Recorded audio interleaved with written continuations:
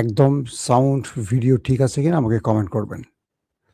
দর্শক, বেশ কিছু গুরুত্বপূর্ণ খবর দেব। প্রথম যে শিরোনামটি দিয়ে শুরু করতে চাই আজকের লাইভ, সেটি হলো আমেরিকা ইরানকে ৫ টি শর্ত দিয়েছে। ইরান ৩ টিও না ৬ টিও না, আমেরিকাকে আরো ৫ টি শর্ত দিয়েছে। অর্থাৎ আমেরিকা যা করছে ইরান ঠিক তাকে সেই প্রশ্নের আলোকে নতুন করে প্রশ্নবিদ্ধ করে পাল্টা জবাব দিচ্ছে। একে অপরের কি ৫টা শর্ত সেটা জানাবো। ডিসকানেক্টেড বলছে না। ২ নম্বর গুরুত্বপূর্ণ খবর দর্শক,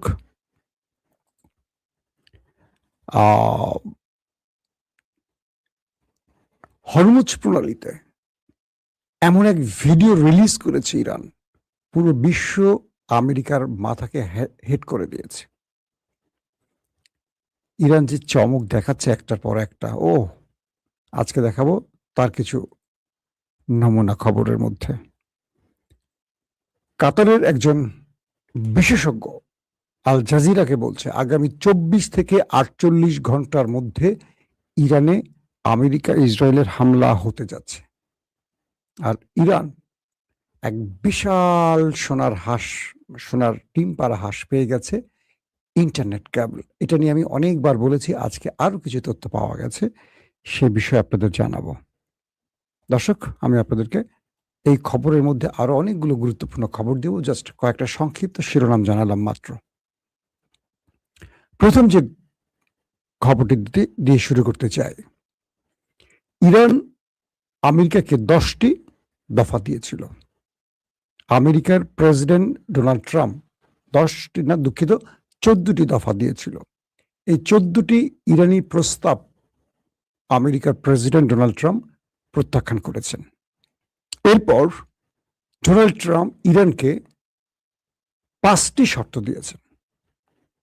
এই 5টি শর্ত কি আসেন আমরা এক নজর জানি। প্রথম, ইরানকে 1 পয়সারও ক্ষতিপূরণ দেয়া হবে না। ইরান ক্ষতিপূরণ চেয়েছিল, সেই মানে যুদ্ধে যে ইরান ক্ষতিগ্রস্ত হয়েছে তার ক্ষতিপূরণ। 1 পয়সাও ইরানকে ক্ষতিপূরণ দেবে না আমেরিকা।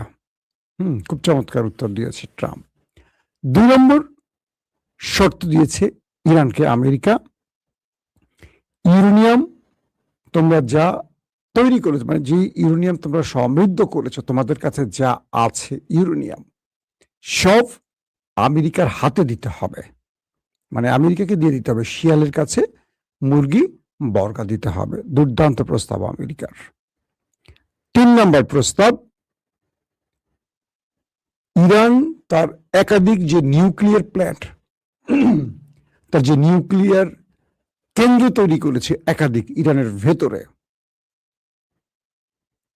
তার সব কটা বন্ধ করবে, শুধু একটা, যে কোনো একটা চালু রাখবে। সেটা হয়তো বা আমেরিকা বলে দেবে।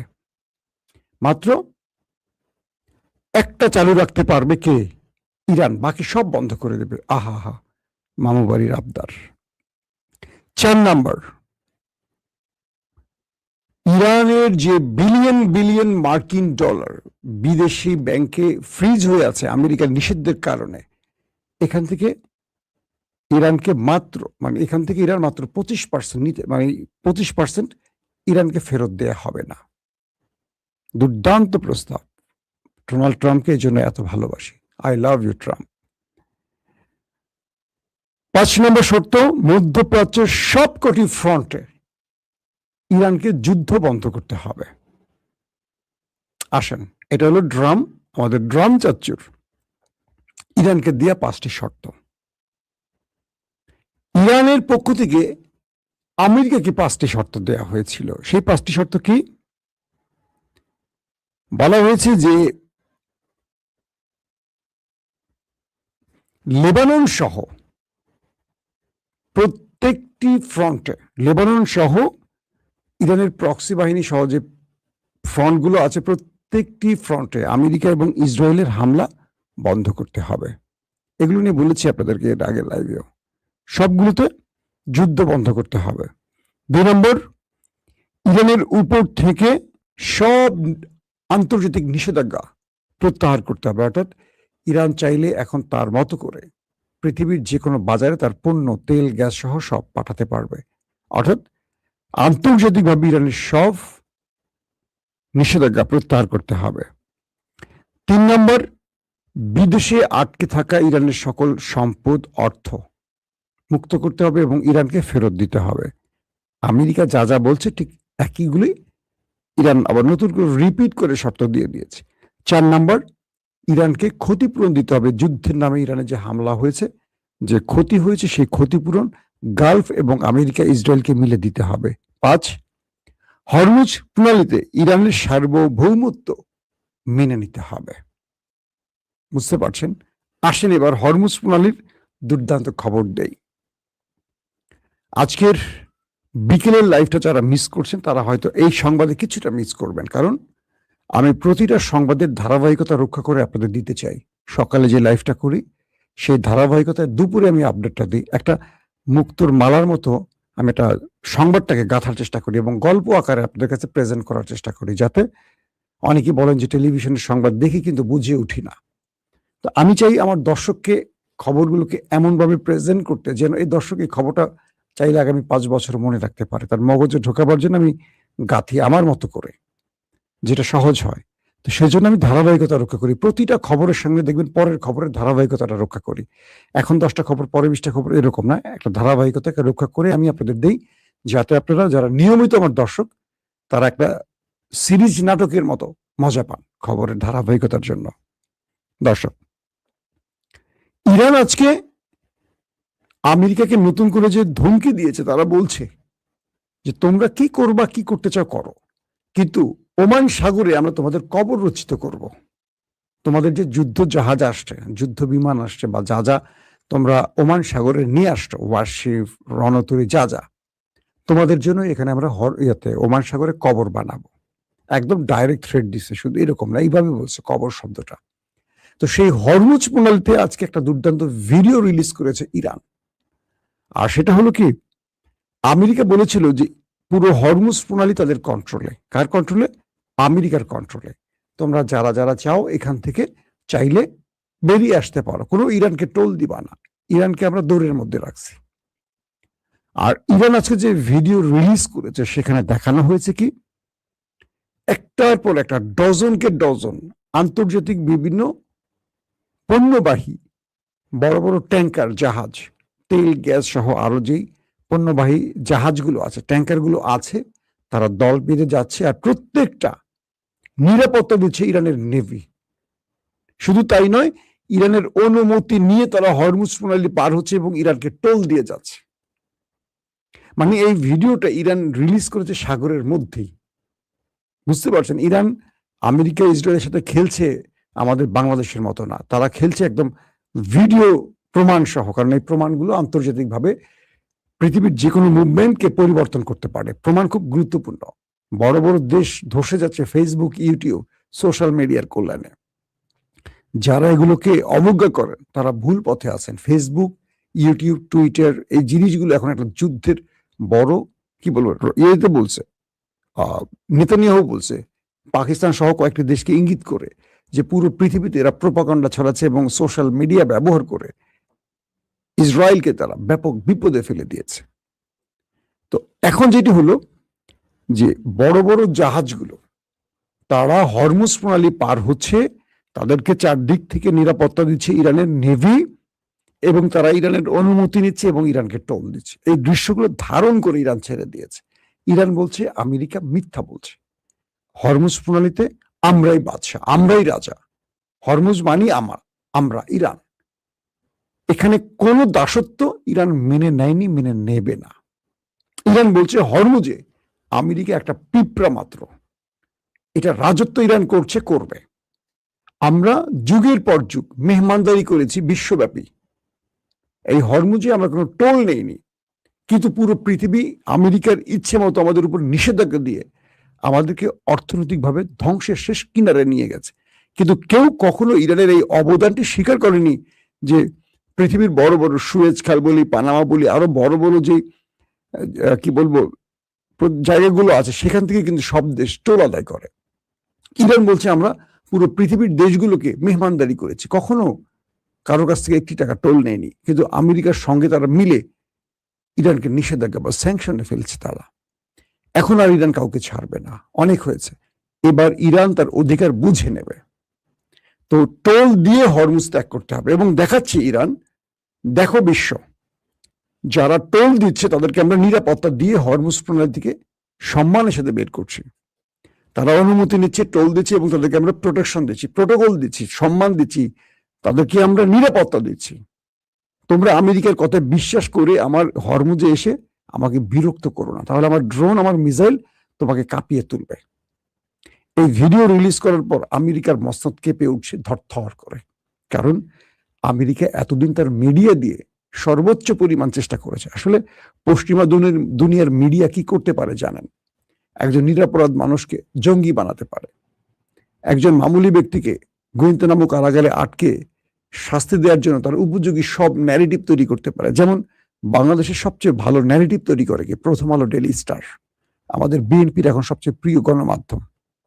অথচ তারেক রহমানকে 10% খাম্বা, তারেক রহমানকে সবচেয়ে বড় অপরাধী সাজিয়েছিল যমুনা গ্রুপের যুগান্তর পত্রিকা, কারণ তারাও খাম্বার ঠিকাদার প্রতিষ্ঠান ছিল। প্রথম আলো, কারণ তাদের ট্রান্সকম যেটা ছিল তাদের প্রতিষ্ঠান ছিল। আর ডেইলি স্টার, এরা ইন্ডিয়ান ভারতীয় আধিপত্যকে এবং শেখ হাসিনার আওয়ামী প্রেমকে উপজীব্য করে তারেক রহমানকে তারা নানানভাবে দুর্নীতির শুধু না, দুর্নীতির বরপুত্র প্রমাণ করেছিল। আজকে সেই পত্রিকার প্রেমে বিএনপি হাবুডুবু খাচ্ছে। বিএনপি এমন একটি দল, তারা ক্ষমতা পেলে অতীত সব ভুলে যায়, কে তার বন্ধু ছিল আর কে তার শত্রু ছিল, কারণ তাদের ক্ষমতার চেয়ে বড় কিছু নেই তাদের জীবনে। ক্ষমতা পেলে এদের চেহারাই ভুলে যাবেন।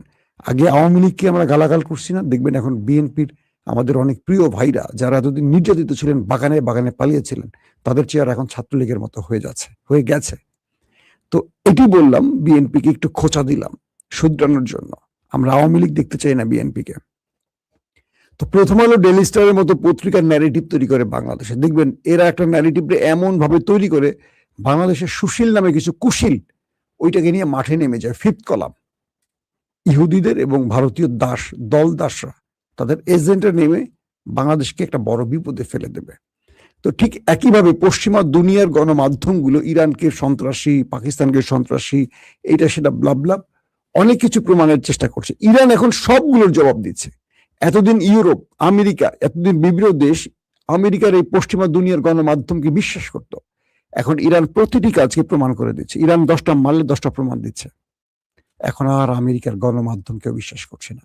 এখন BBC, CNN, Reuters, Washington post, new York Times, যাই বলি না কেন, মানুষ যাচাই বাচাই ছাড়া আর বিশ্বাস করছে না।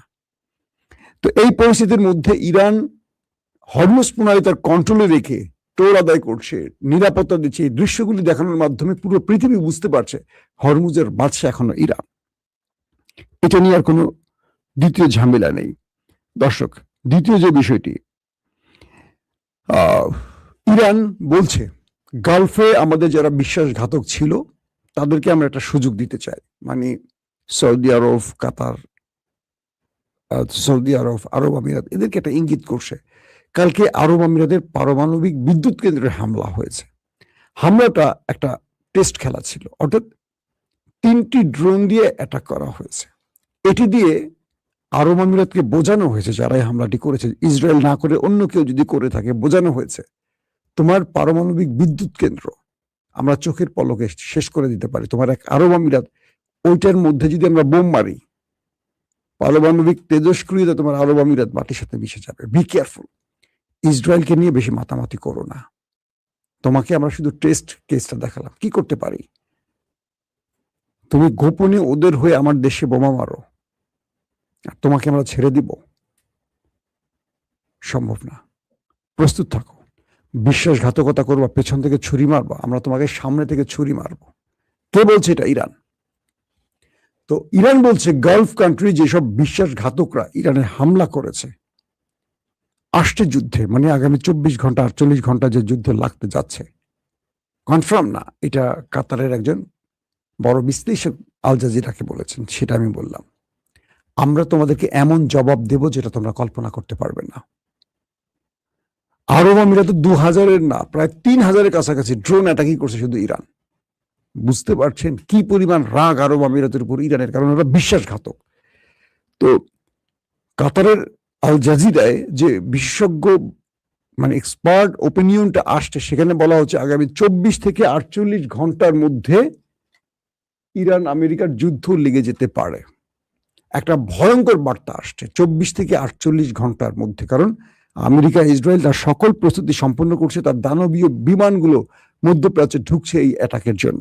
আর ইরান গালফকে বলছে, তোমরা যারা আমেরিকা ইসরায়েলকে সহযোগিতা করবা, তোমরা আমাদের টার্গেট হবে এবার। আর এবার আমাদের টার্গেট শুধু আমেরিকার ঘাঁটি হবে না, এবার যাদের দেশ ব্যবহার হবে তাদের কিচ্ছু আমরা রাখবো না, তাদের প্রাসাদের ইট আমরা খুলে নিয়ে আসবো। এর মানে হলো, আবার আটকে গেলাম,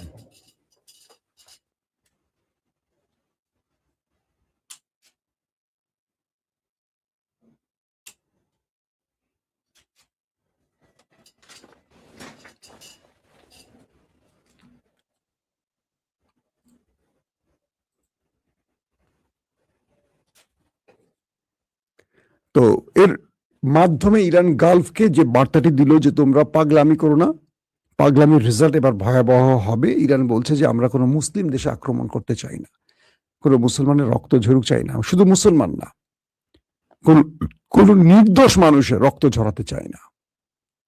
কারণ ইরান ইসরায়েলে যে অ্যাটাকগুলো করেছে সেখানেও কিন্তু তারা সামরিক কেন্দ্র, সামরিক বাহিনী, বোমা স্টোরেজ, মিসাইল স্টোরেজ টার্গেট করছে। তারা কিন্তু নিরীহ মানুষকে একেবারে মারতে চায়নি, যেটা ইরানের ভেতরে এসে প্রায় 250 শিশুকে মেরে দিয়ে গেছে ট্রাম্প সাহেব। এটি কিন্তু ইরান করেনি। এটি করলে পুরো পৃথিবী, পশ্চিমা গণমাধ্যম বিশাল আকারে হেডলাইন করে দেখাতো, সুযোগ পায়নি। দর্শক, ইরান লাস্ট যে কথাটি বলছে সেটি হলো, হরমুজ প্রণালীর নিচ দিয়ে 10 ট্রিলিয়ন মার্কিন ডলারের ক্যাবেল গেছে, ইন্টারনেট ক্যাবেল। এটি মেটা, যে ফেসবুক দেখেন, গুগল, অ্যামাজন, মাইক্রোসফট, পৃথিবী বিখ্যাত এই প্রতিষ্ঠানগুলোর ক্যাবেল আছে। এই 10 ট্রিলিয়নের হিসাব বোঝেন তো, মিলিয়ন, মিলিয়নের পর বিলিয়ন, বিলিয়নের পর ট্রিলিয়ন। এখন থেকে ইরানকে ইন্টারনেট ফি দিতে হবে এবং এগুলোর রক্ষণাবেক্ষণের দায়িত্ব ইরানকে দিতে হবে। অর্থাৎ এটাকে বলে ডিজিটাল টোল। অর্থাৎ এই ইরানের জলসীমা দিয়ে যে ইন্টারনেট কেবলগুলো গেছে, এখন থেকে তাদেরকে ইরানকে রক্ষণাবেক্ষণ চার্জ পাশাপাশি ফি দিতে হবে। খেলা জমে উঠেছে। এই খবরটা আগেও দিয়েছি। আজকের ভিন্নতাটা কি? আজকের ভিন্নতা হলো, এতদিন ইরান বলছিল তাদেরকে অর্থ দিতে হবে, টোল, আর এখন বলছে যে ইরানকে রক্ষণাবেক্ষণ চার্জ, মানে ইরান এটাকে রক্ষণাবেক্ষণ করবে। অর্থাৎ এখানেও ইরান তার একটা মানে কর্মজীবী বা একটা প্রতিষ্ঠান তৈরি করবে, যেগুলো ইরান রক্ষণাবেক্ষণ করবে, দেখাশোনা করবে। ইরান এটা বিশাল গ্রুপ, জব পাবে, বেকারদেরকে এখন কাজে আনবে। আর সেগুলো কাদের? এই ইসরায়েলি প্রতিষ্ঠান মেটা, গুগল, অ্যামাজন, এগুলোর মালিক কারা কম বেশি জানেন তো। তো এই প্রতিষ্ঠানগুলোকে এখন ইরান চাপ দিচ্ছে যে তাদেরকে ফি দিতে হবে ইন্টারনেট ব্যবহারের জন্য, কারণ তারা এখান থেকে এই ক্যাবেলগুলো নিয়েছে। তার মানে ইরান এতদিন ধরে 40 বছর বা 45 বছর ধরে যে অর্থনৈতিক কি বলবো নিষেধাজ্ঞা মোকাবেলা করেছে, এখন সব কটাকে পুষিয়ে নেওয়ার জন্য হরমুজ থেকে টোল, ইন্টারন্যাশনাল ক্যাবেল থেকে টোল, হ্যাঁ, একটার পর একটা ক্ষতিপূরণ, বিদেশের ফ্রিজ অর্থ ফেরত আনা, সবগুলো যুক্তি করে এখন ইরান দিছে আটকায়া। এই প্রত্যেকটা শর্ত থেকে কি বুঝলেন? আমেরিকার পতনের দিন আসছে। সোভিয়েত যখন ভেঙেছে, ব্রিটেনের সূর্য অস্ত যখন গেছে, ঠিক প্রত্যেকটা সিমটম এরকম ছিল। এটা নিয়ে আমি একটা আলাদা পর্ব করব, আমেরিকার পতনের দিন আসছে কিনা।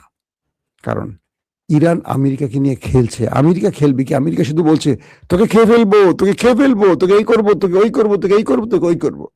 আর ইরান নতুন করে একটার পর একটা চার্জ তৈরি করছে, কারণ পুরো খেলাটা এখন ইরানের হাতে। প্রত্যেকে ভালো থাকবেন। আল্লাহ হাফেজ।